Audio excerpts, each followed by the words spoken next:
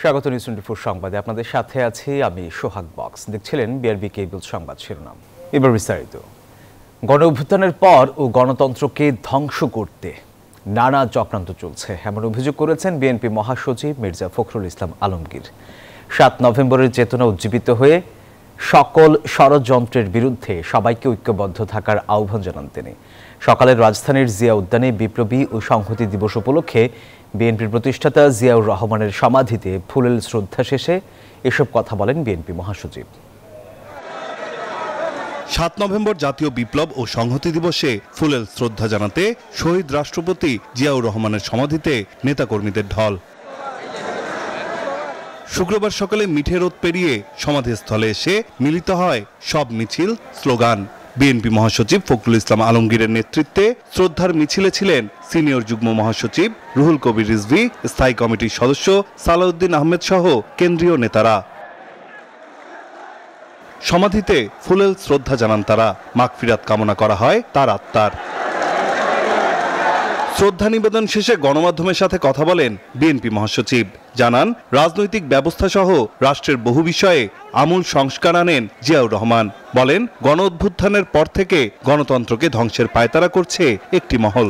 এই গণ অভ্যুত্থানের পরে যখন বিভিন্ন রকমভাবে একটা প্রচেষ্টা চক্রান্ত চলছে এই গণতন্ত্রকে আবার ধ্বংস করার জন্য, সেই মুহূর্তে এই ৭ই নভেম্বর বিপ্লব ও সংহতি দিবস আমাদেরকে সেই পথেই যেতে পারে, যে পথে সত্যিকার অর্থে আমরা বাংলাদেশে গণতান্ত্রিক রাষ্ট্র নির্মাণ করতে পারবো, একটা সমৃদ্ধ রাষ্ট্র নির্মাণ করতে পারবো, জনগণের ভোটের অধিকারকে নিশ্চিত করতে পারবো। এর আগে বিএনপি চেয়ারপারসনের উপদেষ্টা আমানুল্লাহ আমান গণতন্ত্র প্রতিষ্ঠার প্রত্যয় জানিয়ে নির্বাচন বিরোধী সকল ষড়যন্ত্র রুখে দেওয়ার হুঁশিয়ারি দেন। দেশে যে অরাজকতা ছিল, দেশে যে নৈরাজ্য ছিল, দেশে যে খুন, রাহাজানি, গুমের রাজনীতি ছিল, সেটার মূলোৎপাটন করে সে ৭ই নভেম্বরের চেতনাকে ধারণ করে ভবিষ্যতে একদলীয় শাসনের পরিবর্তে বহুদলীয় গণতন্ত্র, সংবাদপত্রের স্বাধীনতা দেওয়া হয়েছিল এবং সাংবাদিকদের কথা বলার অধিকার দেওয়া হয়েছিল। বাংলাদেশের জনগণ স্বাধীনভাবে তাদের মতামত ব্যক্ত করতে পেরেছিল। এটাই ৭ই নভেম্বরের মূল চেতনা। এ সময় বিপ্লব ও সংহতি দিবসে গণতন্ত্রকে সংহত রাখার জন্য সবার প্রতি আহ্বান জানান বিএনপি মহাসচিব। নাইম আল চিকো, নিউজ 24, ঢাকা। দর্শক, জাতীয় বিপ্লব ও সংহতি দিবস উপলক্ষে নানা কর্মসূচির আয়োজন করেছে বিএনপি। আর এই বিষয়ে আরও জানাতে এই মুহূর্তে যুক্ত হচ্ছেন আমাদের সহকর্মীরা। শুরুতেই যাব নয়াপল্টনের সহকর্মী সাইফুল ইসলামের কাছে। সাইফুল, কিছুক্ষণ পরেই তো র্যালি শুরু হবে, নেতাকর্মীরা কি বলছেন, উপস্থিতি কেমন দেখছেন জানাবেন আমাদের।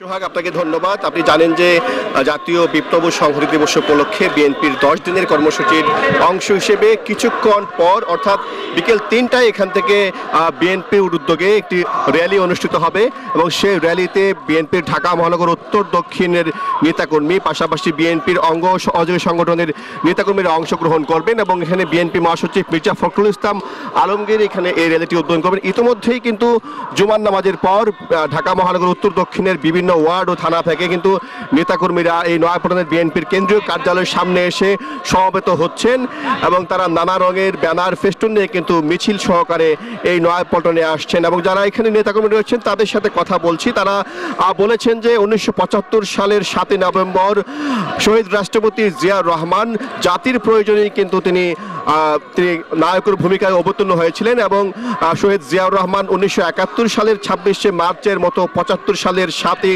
নভেম্বরও মানুষের প্রয়োজনে, জাতির প্রয়োজনে, দেশের প্রয়োজনে তিনি অগ্রণী নেতৃত্ব দেন এবং তার নেতৃত্বের মাধ্যমে বাংলাদেশকে এগিয়ে নেন। বাংলাদেশের যে বহুদলীয় গণতন্ত্র, বাংলাদেশের যে স্বনির্ভর পররাষ্ট্রনীতি এবং বাংলাদেশের যে কৃষি বিপ্লব, সবই কিন্তু শহীদ রাষ্ট্রপতি জিয়াউর রহমানের হাতে রয়েছে। আজকের এখানে বিএনপির সিনিয়র যুগ্ম মহাসচিব রাখবেন এবং তারা তাদের আগামী দিনের রাজনীতি, চলমান যে রাজনৈতিক পরিস্থিতি, সেই বিষয়ে কিন্তু কথা বলবেন। বিএনপির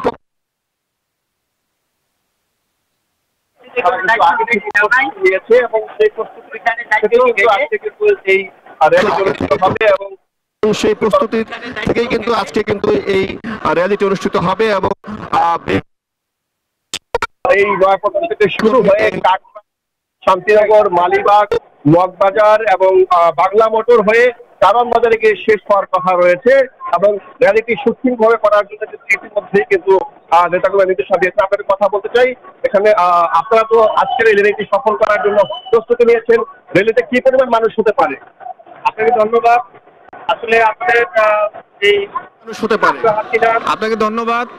আসলে আমাদের এই পতিত হাসিনার বিদায়ের পর বাংলাদেশ জাতীয়তাবাদী দল আজকে সবচেয়ে বিশাল র্যালি করবে।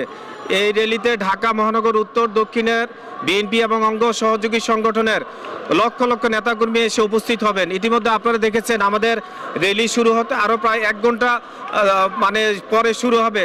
ইতিমধ্যে আমাদের হাজার হাজার নেতাকর্মী এসে উপস্থিত হয়েছেন। আসলে এতদিন তো বাধা বিঘ্নের মধ্যে রাখতো, তারপরও আমাদের নেতাকর্মীরা আসতো। এখন নির্বিঘ্নে নিশ্চিন্তে আমাদের নেতাকর্মীরা আজকের এই র্যালিতে এরা উপস্থিত হবেন, সকল নেতাকর্মীরা। যেমনটা বলছি, এখানে বিএনপির পক্ষ থেকে যে র্যালিটি সফল করার জন্য হাজার হাজার নেতাকর্মী তারা অংশ নেবে। আমরা এখন দেখতে পাচ্ছি যে আজকের র্যালিটি উৎসবমুখর করার জন্য এখানে যে ঘোড়ার গাড়ি সেটি আনা হচ্ছে এবং এখানে কিন্তু আমরা দেখেছি বেশ কয়েকটি কিন্তু এখানে প্রতিকৃতি নির্মাণ করা হয়েছে এবং বিএনপির ভারপ্রাপ্ত চেয়ারম্যান তারেক রহমানের ছবি টানানো হয়েছে এবং পতিত ফ্যাসিস্ট সরকারের আমলে বিভিন্ন ছবি কিন্তু এখানে টানানো হয়েছে এবং আজকে এখানে যারা আয়োজক করেছেন তারা কিন্তু বলছেন যে একটি ভিন্ন ধর্মী একটি শোভাযাত্রা করতে চান, যে শোভাযাত্রার মাধ্যমে বাংলাদেশের মানুষকে 7 নভেম্বরের যে ইতিহাস সেটি জানানোর পাশাপাশি চলমান যে রাজনীতি সেটিও কিন্তু তারা কিন্তু জানানোর চেষ্টা করবে।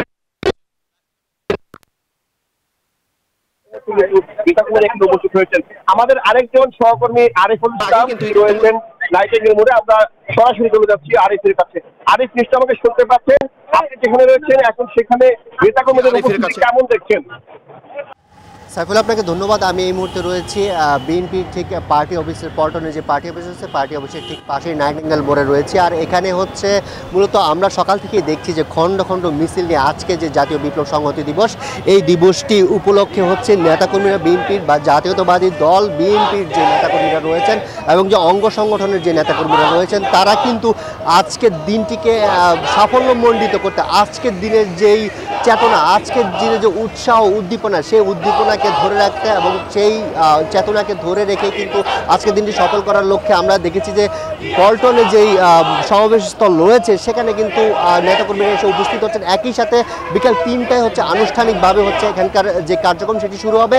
আর সকাল থেকে আমরা দেখেছি যে খণ্ড খণ্ড মিছিল নিয়ে কিন্তু এই পল্টনে এসে উপস্থিত হচ্ছেন। একই সাথে কেন্দ্রীয় পর্যায় থেকে জানানো হয়েছে এখান থেকে হচ্ছে জিয়াউর রহমানের যে মাজার রয়েছে চন্দ্রিমা উদ্যানে, সেখানে হচ্ছে নিয়ে যাওয়া হবে এবং সবাই সেখানে র্যালি নিয়ে হচ্ছে সেদিকে যাবেন এবং হচ্ছে 1975 সালে যে জিয়াউর রহমানকে যে মুক্তি বা বন্দিদশাতে যে মুক্ত করা হয়েছে এবং হচ্ছে যেই বাংলাদেশের যে সংহতি, যে মানুষ যে তার হাতে ক্ষমতা তুলে দিয়েছেন এবং সেই দৃষ্টান্ত, সেই যে একটি দৃষ্টান্ত বা বাংলাদেশের মানুষের যে বাক স্বাধীনতা, বাংলাদেশের মানুষের যে গণতন্ত্র ফিরিয়ে আনার যে চেষ্টা, বাংলাদেশের মানুষকে গণতন্ত্রের দিকে টেনে নিয়ে আসার যে বিষয়টি সেদিনই কিন্তু উন্মোচিত হয়েছিল। সেদিন থেকে বাংলাদেশের গণতন্ত্রের যে ভাব, সেই গণতন্ত্রের যে বহিঃপ্রকাশ তখন কিন্তু ঘটেছিল। একই সাথে আজকের এই দিনটিকে, আজকের যে দিনের যে চেতনা, সেই চেতনাকে ধারণ করার লক্ষ্যে আমরা দেখেছি যে নেতাকর্মীদের স্বতঃস্ফূর্ত অংশগ্রহণ কিন্তু পল্টনে আমরা দেখতে পাচ্ছি। একই সাথে আমরা দেখছি বিভিন্ন শ্রেণী পেশার মানুষও কিন্তু এখানে এসে উপস্থিত হচ্ছেন। একই সাথে আমরা শ্রেণী পেশার মানুষদের এবং নেতাকর্মীদের কাছে আজকের দিনটি বিশেষ সম্পর্কে জানে। তারা বলছিলেন যে জিয়াউর রহমানের যে আত্মত্যাগ, জিয়াউর রহমানের যেই দেশের প্রতি তার যে ভালোবাসা এবং গণতন্ত্র ফিরিয়ে আনার যে চেষ্টা, সেই চেষ্টা কিন্তু আজকের দিন থেকে শুরু হয়েছিল 1975 সাল থেকে। একই সাথে আজকের এই দিনটিতে নেতাকর্মীরা জানান দিচ্ছেন যে বিগত 16টি বছর তারা এই দিবসটি তাদের মন খুলে বা গণতন্ত্রের যেই স্বাধীনতা, গণতন্ত্রের যে বাক স্বাধীনতা, সেই স্বাধীনতাটি ক্ষুণ্ণ হয়েছে। সেই ক্ষুণ্ণতা কাটিয়ে এবং হচ্ছে সেই তাদের যে বাক স্বাধীনতা বা বহিঃপ্রকাশ, সেই বহিঃপ্রকাশের আজকের হচ্ছে যে 16 বছরের যেই তাদের যে নির্জন যে কান্না, সেই কান্না কিন্তু আজ কিন্তু প্রকাশিত হচ্ছে এবং তারা কিন্তু বলছেন যে আমরা এতদিন এই যে বিশেষ এই দিনটি 7 নভেম্বর সেটি কিন্তু আমরা পালন করতে পারিনি, কিন্তু আজ আমরা গণতন্ত্র বা দেশবাসীকে জানানো যাচ্ছে আজকের যে দিনটি, এই দিনটি আজকের দিনের মাধ্যমে কিন্তু বাংলাদেশের যে গণতন্ত্রের যে মুক্তিকামী যে জনতা, সেই জনতার যে আকাঙ্ক্ষা, সেই আকাঙ্ক্ষা কিন্তু আজ প্রতিষ্ঠিত হয়েছিল আজকের দিন থেকেই, এমনটা কিন্তু নেতাকর্মীরা বলছেন। একই সাথে নেতাকর্মীরা বলছেন যে এখান থেকে যখন বিকাল 3টায় হচ্ছে আনুষ্ঠানিকভাবে হচ্ছে যখন শুরু হবে, তখন সেখান থেকে র্যালি নিয়ে শহীদ জিয়ার মাজারে হচ্ছে যাওয়া হবে এবং সেখানে ফুলের শ্রদ্ধা জানানো হবে। একই সাথে আমরা দেখেছি রাত 12টা থেকে রাত 12টা থেকে এখন 12টা থেকে কিন্তু নেতাকর্মীরা শহীদ জিয়ার মাজারে কিন্তু তার যে আজকের দিনে যে গণতন্ত্র ফিরিয়ে আনা, যেমন সাংবাদিকতার যে স্বাধীনতা, মানুষের যে বাক স্বাধীনতা, সেই বাক স্বাধীনতা কিন্তু আজকের দিন থেকে শুরু হয়েছিল।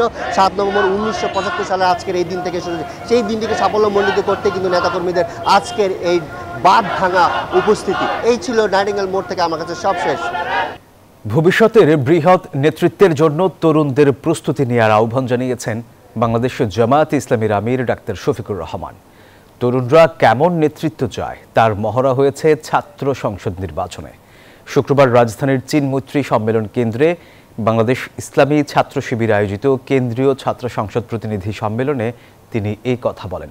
একই অনুষ্ঠানে জামায়াতের নায়েবে আমির ডাক্তার সৈয়দ আব্দুল্লাহ মোহাম্মদ তাহের বলেন, একটি পক্ষ ষড়যন্ত্র করে সংস্কার থামিয়ে দেওয়ার চেষ্টা করছে। বলেন, আগামী নির্বাচনে মিরাকল ঘটতে পারে।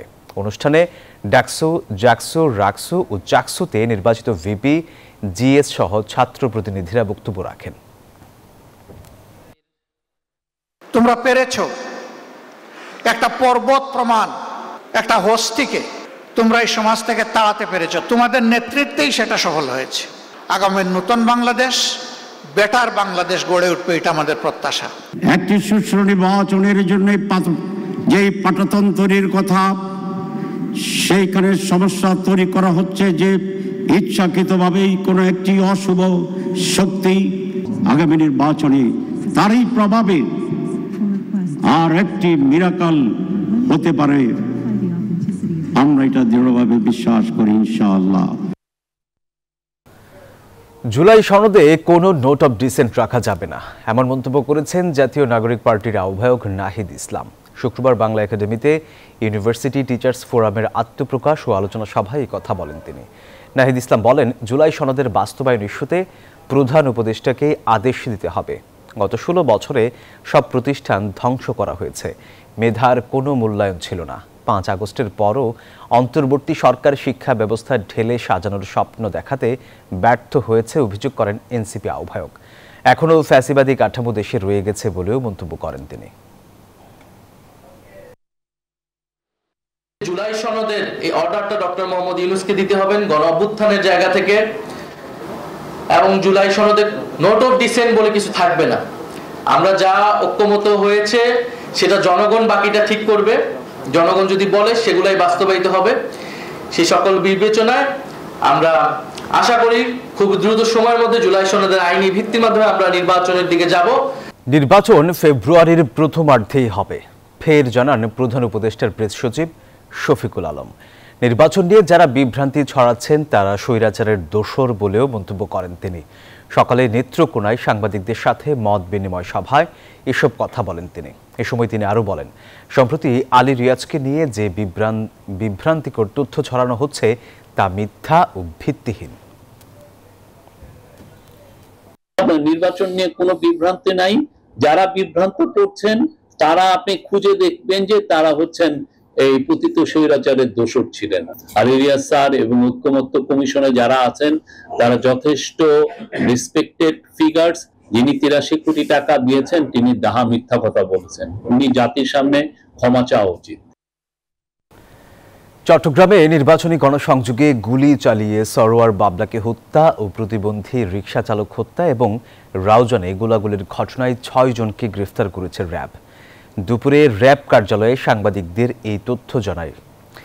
তবে নিহতের পরিবার 7 জনের নাম উল্লেখ করে এবং অজ্ঞাত 10 থেকে 15 জনের বিরুদ্ধে মামলা করলেও এখনও ধরা ছোঁয়ার বাইরে মূল হোতারা। দ্রুত গ্রেফতারে অভিযান চলছে বলে জানিয়েছে র্যাব। র্যাব আরও জানায়, জেলে থাকা সন্ত্রাসী ছোট সাজ্জাদের সাথে দ্বন্দ্বে বাবলা খুন হয়েছে কিনা তা খতিয়ে দেখছে র্যাব। ইতিমধ্যে বিদেশি পিস্তল ও গোলাবারুদ উদ্ধার করা হয়েছে বলে জানায় তারা। প্রধান আসামি ইশতিয়াক চৌধুরী সহ জ্যাকি ও জনি নামে আরও 2 জনকে, মোট 3 জনকে আমরা একটি বিদেশি পিস্তল একটি ম্যাগাজিন ও 4 রাউন্ড তাজা অ্যামুনেশন সহ 6 জন ব্যক্তিকে আমরা গ্রেপ্তার করতে সক্ষম হয়েছি। তাদেরকে যাদের গ্রেপ্তার করা হয়েছে তাদের বিরুদ্ধে পরবর্তী আইনানুগ ব্যবস্থা গ্রহণ করা হবে। সপ্তাহের ব্যবধানে যেন আগুন লেগেছে পেঁয়াজের দামে। কেজিতে 30 থেকে 40 টাকা বেড়ে বিক্রি হচ্ছে 120 টাকা দরে। বাজারে শীতের আগাম সবজির পর্যাপ্ত সরবরাহ থাকলেও কমের অজুহাতে বাড়তি দাম নিচ্ছেন বিক্রেতারা। কমেনি ডিম, মুরগি এবং মাছের দামও। আর এই অতিরিক্ত খরচের বেড়াজালে হতাশ ক্রেতারা। রাজধানী নতুন বাজার সাপ্তাহিক ছুটির দিনে ক্রেতাদের আনাগোনা একটু বেশি। বাজারেও শোভা বাড়িয়েছে থরে থরে সাজানো শীতকালীন আগাম সবজি। দেখে কেনার ইচ্ছা থাকলেও দাম শুনলেই দমে যান ক্রেতা। দাম বেড়ে প্রতি কেজি শিম বিক্রি হচ্ছে 110 থেকে 120 টাকায়, গাজর 150 টাকা, ফুলকপি প্রতি পিস 60 থেকে 80 টাকা ও লাউ 70 টাকায় বিক্রি হচ্ছে। এছাড়া অন্যান্য সবজি কিনতে গুনতে হচ্ছে 50 থেকে 80 টাকা। 10 টাকার জায়গায় মনে করেন 2টা গাড়ি আসলো, ওই জায়গায় একটু দাম একটু বেশি হয়। কালকে বাজার করতেছি ওই দিন একরকম, আবার যে এখন করতেছি এখন আরেক রকম। তাহলে কিভাবে বুঝবো যে বাজারের দামটা কমছে কিনা? গত 5 দিনে পেঁয়াজের দাম কেজিতে বেড়েছে 30 থেকে 40 টাকা। প্রতি কেজি পেঁয়াজ বিক্রি হচ্ছে 120 টাকায়। বিক্রেতারা বলছেন পণ্যের সরবরাহ কম থাকায় দাম বেড়েছে। হু হু করে নিত্য প্রয়োজনীয় দ্রব্যের দাম বাড়তে থাকায় হতাশ ও ক্ষোভ প্রকাশ করেছেন ক্রেতারা। আগের মতন আর নাই, পেঁয়াজ মানে কমে আসছে, মানে পেঁয়াজ একটু শর্ট, এই কারণে বাজারে টান, এই কারণে পেঁয়াজের দামটা বেশি। আর বাইরের পেঁয়াজ তো আমদানি বন্ধ। সীমিত ইনকামের মানুষ আমরা, সুতরাং প্রতি সপ্তাহে যদি দাম নিয়ন্ত্রণে না থাকে এটা আমাদের উপর অবশ্যই প্রভাব ফেলে। সরকার এটা সঠিকভাবে তদারকি করে দামটা গরিব মানুষের, মধ্যবিত্তদের নাগালের ভিতরে রাখার চেষ্টা করুক। বাড়তি দাম আমিষের বাজারেও। ডিম প্রতি ডজন বিক্রি হচ্ছে 135 থেকে 142 টাকায়। এদিকে মুরগির দাম বেড়েছে কেজিতে 20 থেকে 30 টাকা। বেড়েছে মাছের দামও। আমদানি যখন শর্ট হয়ে যায় তখন মালটা কালেকশন কম হয়, তখনই দামটা একটু বেড়ে যায়। বাজার অত্যন্ত চওড়া, এজন্য আমাদেরকে প্রয়োজনের তুলনায় কম করে কিনতে হচ্ছে। যেখানে আমরা 2 কেজি কিনতাম সেখানে এখন 1 কেজি করে কিনতে হচ্ছে। দামের ঊর্ধ্বগতি নিয়ন্ত্রণে বাজারে সরকারি তদারকি বাড়ানো প্রয়োজন বলে মনে করছেন ভোক্তারা। ফারজানা রিয়া, নিউজ 24, ঢাকা। এবারে আন্তর্জাতিক সংবাদ। চলতি বছরের গত 13 জুন ইরানে ইসরায়েলি হামলার দায় স্বীকার করলেন মার্কিন প্রেসিডেন্ট ডোনাল্ড ট্রাম্প। বৃহস্পতিবার তিনি দাবি করেছেন ওই শক্তিশালী হামলার পেছনে পুরোপুরি তিনিই ছিলেন। বৃহস্পতিবার সাংবাদিকদের সাথে কথা বলার সময় এই মন্তব্য করেন মার্কিন প্রেসিডেন্ট। যদিও ওয়াশিংটন প্রথমে এটিকে ইসরায়েলের একক সিদ্ধান্ত বলে জানিয়েছিল। গত 13 জুন ইসরায়েল ইরানে হামলা চালালে বহু সেনা কর্মকর্তা, পরমাণু বিজ্ঞানী ও বেসামরিক নাগরিক নিহত হন। জবাবে ইরানও পাল্টা ক্ষেপণাস্ত্র হামলা চালায়। পরে যুক্তরাষ্ট্র যুদ্ধে যোগ দিয়ে ইরানের 3টি পারমাণবিক স্থাপনায় বিমান হামলা করে তাদের পারমাণবিক কর্মসূচি ধ্বংস করার দাবি করে। তবে তেহরান জানিয়েছে তাদের কর্মসূচি এখনও কার্যকর রয়েছে। সাবেক নির্বাচক মঞ্জুরুল ইসলাম মঞ্জু সহ নারী ক্রিকেটের দায়িত্বে থাকা বেশ কজনের বিরুদ্ধে যৌন নিপীড়ন সহ বেশ কিছু গুরুতর অভিযোগ করেছেন সাবেক অধিনায়ক জাহানারা আলম। অভিযোগ তদন্তে কমিটি গঠন করেছে বিসিবি। এদিকে দ্রুত তদন্ত শেষ করে দোষীদের বিরুদ্ধে দৃষ্টান্তমূলক শাস্তি নেওয়ার দাবি জানিয়েছে ক্রিকেটারদের সংগঠন কোআপ। বাংলাদেশ নারী ক্রিকেট দলের অভিজ্ঞ পেসার ও সাবেক অধিনায়ক জাহানারা আলমের বিস্ফোরক অভিযোগে কাঁপছে দেশের ক্রিকেট অঙ্গন। জাতীয় দলের বঞ্চনা নিয়ে ক্ষোভ প্রকাশের পর এবার তিনি তুলেছেন যৌন হেনস্থা, শারীরিক নির্যাতন, দলীয় রাজনীতি ও ক্যারিয়ার ধ্বংসের মতো গুরুতর অভিযোগ। বৃহস্পতিবার রাতে এক সংবাদ বিজ্ঞপ্তিতে বাংলাদেশ ক্রিকেট বোর্ড জানিয়েছে অভিযোগগুলো গুরুত্বের সঙ্গে বিবেচনা করে একটি তদন্ত কমিটি গঠন করা হয়েছে।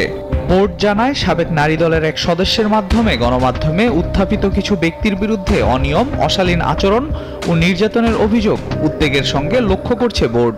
অভিযোগগুলোর সংবেদনশীলতা বিবেচনায় বিষয়টি তদন্তের সিদ্ধান্ত নিয়েছে তারা। বিসিবির পক্ষ থেকে আরও জানানো হয় 15 কার্যদিবসের মধ্যে তদন্ত কমিটিকে প্রতিবেদন জমা দিতে নির্দেশ দেওয়া হয়েছে।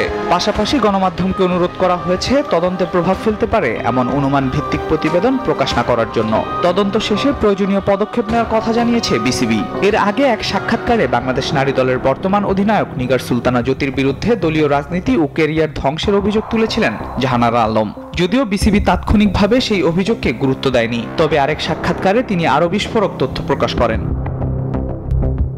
জাহানারার সর্বশেষ অভিযোগে নাম এসেছে সাবেক নির্বাচক মঞ্জুরুল ইসলাম মঞ্জু, প্রয়াত নারী বিভাগের ইনচার্জ তৌহিদ মাহমুদ, ম্যানেজার ফাইয়াস, কর্মকর্তা বাবু এবং কোচ ইমনের। তাদের বিরুদ্ধে প্রভাব বিস্তার, দলীয় রাজনীতি ও হেনস্থার অভিযোগ তুলেছেন তিনি। এর মধ্যে মঞ্জু ও তৌহিদের বিরুদ্ধে শারীরিক নির্যাতনের অভিযোগও করেছেন। ঘটনাটির প্রতিক্রিয়ায় ইতিমধ্যে প্রতিবাদ জানিয়েছে ক্রিকেটারদের সংগঠন কোয়াব। সংগঠনটি অভিযোগগুলোর সুষ্ঠু তদন্ত ও নারী ক্রিকেটারদের জন্য নিরাপদ পরিবেশ নিশ্চিতের দাবি জানিয়েছে। আল মাহমুদ ফাহিম, নিউজ 24। দর্শক, এই ছিল নিউজ 24 সংবাদে। এতক্ষণ সাথে থাকার জন্য ধন্যবাদ সবাইকে।